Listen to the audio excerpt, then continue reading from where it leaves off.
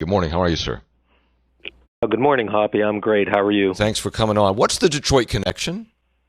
Well, it's. I think we have to go back probably 10 to 15 years ago to understand exactly how we got where we are today.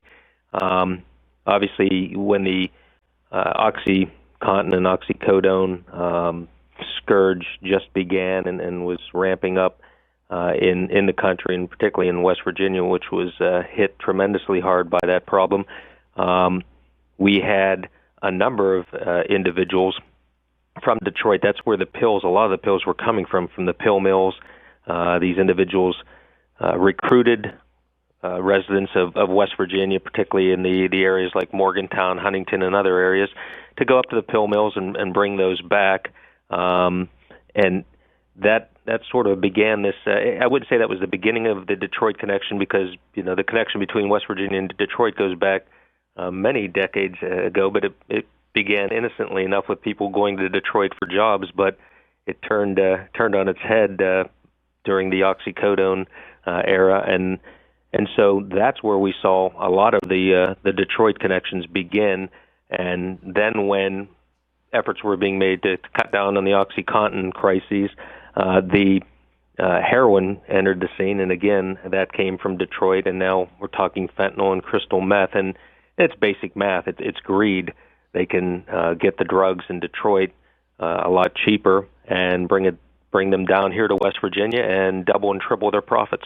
Randy Bernard's with us, the acting U.S. Attorney for the Northern District of West Virginia, on the Detroit connection. Is it just Detroit and West Virginia, or is Detroit a central point for the East, the Northeast, the Midwest? Do you know?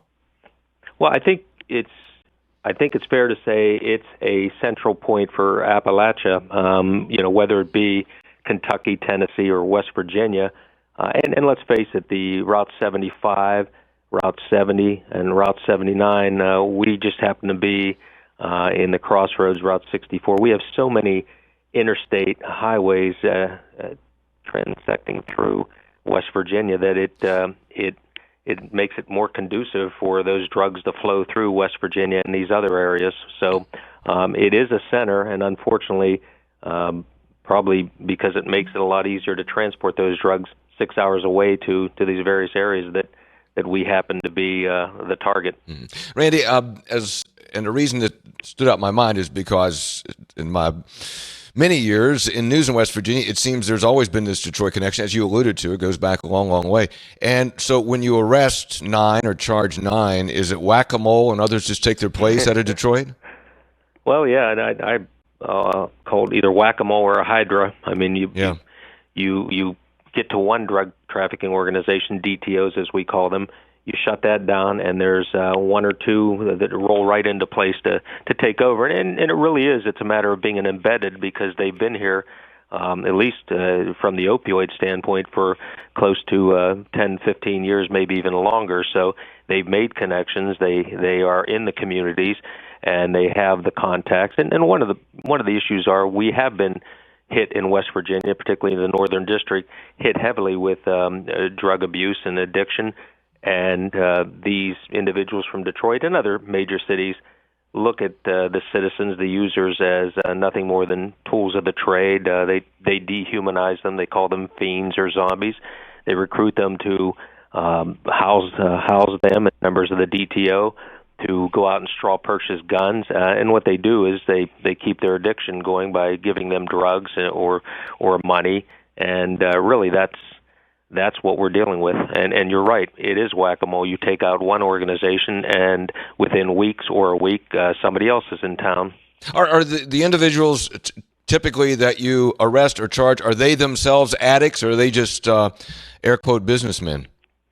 Well, I will say this: the heads of the organizations, those that are in Detroit or those that move down from Detroit, are businessmen. They're here to deal their poison for a profit, and it's not just Detroit. Obviously, we have some larger dealers that are from West Virginia as well.